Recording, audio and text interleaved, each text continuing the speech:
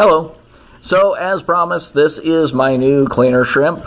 I had to wait a bit for this guy because my local fish store was having trouble sourcing ones that were larger in size, which is what I wanted, just because I have fish that have tendency to nip at invertebrates. My Coral Beauty doesn't really mess with it a whole lot, and thankfully the Melanaris wrasse, that is one advantage since it's passed on, is that now I have the option to have certain things in there that I would not have had before. My Melanaris did end up ripping apart a smaller cleaner shrimp that I tried a couple of years back, and so I vowed to swear off of shrimp until he had passed on. And since he has passed on, I went ahead and got this guy.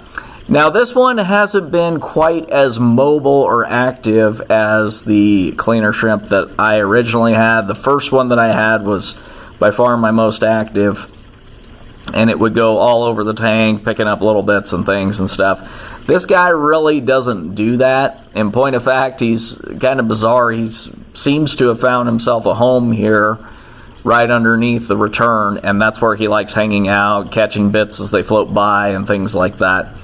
Cleaner-wise, he's not really doing a whole lot because the fish don't really seem to be interested in this guy at all.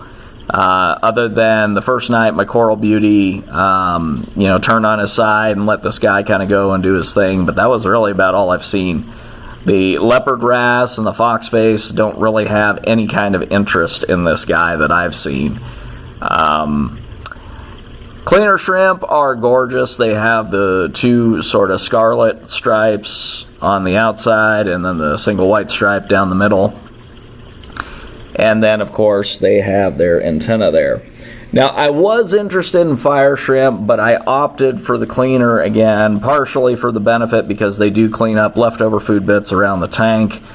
And the fire shrimp, unfortunately, despite their beauty, their nature is to crawl into a rock and hide. And, if you've seen my other videos and heard my opinions on various different things, you know that I really dislike fish and inverts that just spend all their time hiding. To me, it's just kind of like, what's the point? You don't get a setup like this because you want something to go and hide, and once in a blue moon it comes out and you see it. No, you want something that's going to be out, visible, and give you a chance to enjoy it. So, anyway, he also did have a molt last night. If you look down there, you can see the little bits of what's left over.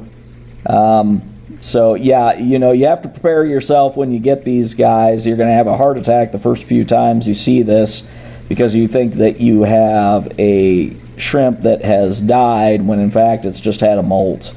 But anyways, I have learned to kind of look out for the signs, and they do have you can kind of tell because their exoskeleton, it starts to almost look like it's getting a little bit shrink wrapped around them, areas where it's kind of maybe starting to crack just a little bit around the antenna, and just certain parts of the body. So I didn't start to notice that, and that's the first time I've ever seen one on a cleaner shrimp. So I knew he was getting close to a molt, so I was not surprised at all this morning when I saw that, and knew immediately once I saw the molt to start looking for the actual shrimp himself.